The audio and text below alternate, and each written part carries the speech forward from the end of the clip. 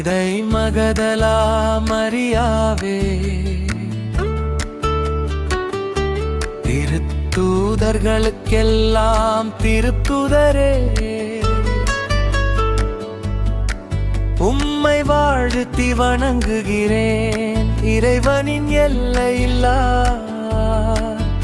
இரக்கத்தை பெற்றவரே,